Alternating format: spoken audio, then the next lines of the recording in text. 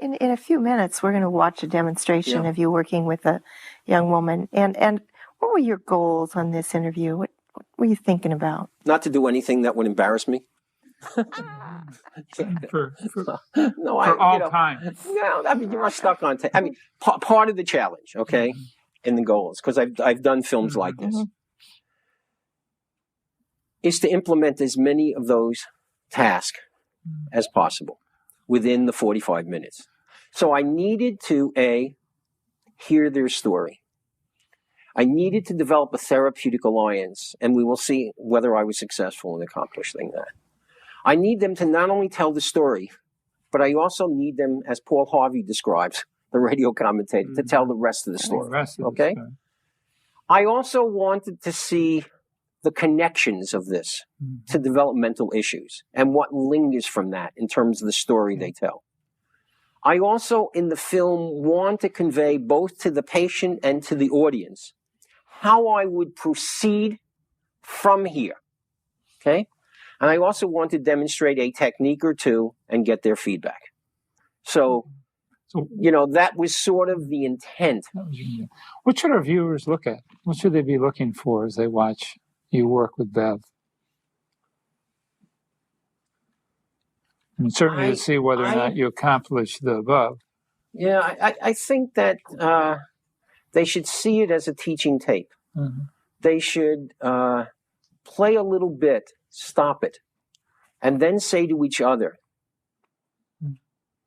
what would you do next? That's right. Okay? I would really like it to be an interactive learning thing, and then have them see that all of therapy are decisional choice points. I am remarkably strategic, not only in what I say, but how I say it. I work very hard during therapy. I come out of sessions tired, because the entire time I talk to myself. Okay? Should I say this? No, I shouldn't. Should I go here? How do I word this? Do I pluck that word? Now I got pluck what? Yeah. And the other thing to keep in mind is I most likely talk more in this tape than I would in my regular therapy sessions, because I'm pressured for time. It's condensed.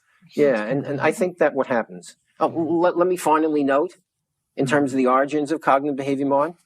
Back to the beginning. Go ahead. Well, He's still talking to himself. Still talking. I grew up in New York City. People in New York City talk to themselves all the time.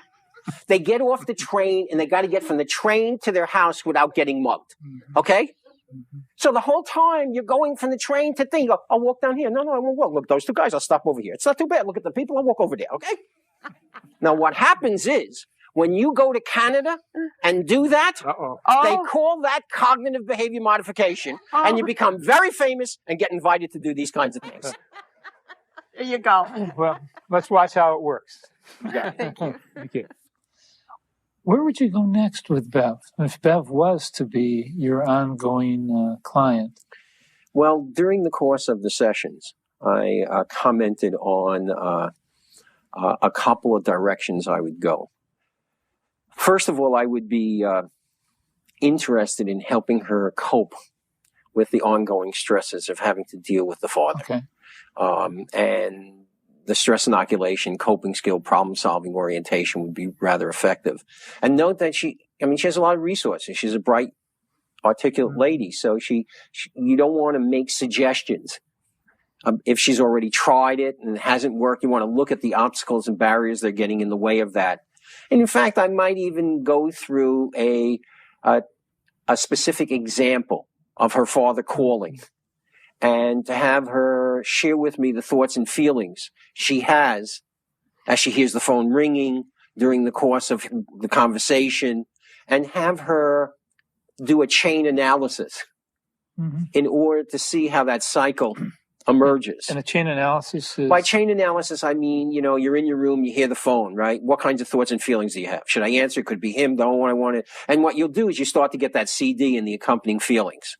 And then when he is ungrateful or demanding, what's her thoughts and feelings there? So rather than talk about this in the abstract, I think it's real important to get down to a specific example and look at the automatic thoughts, images, accompanying feelings.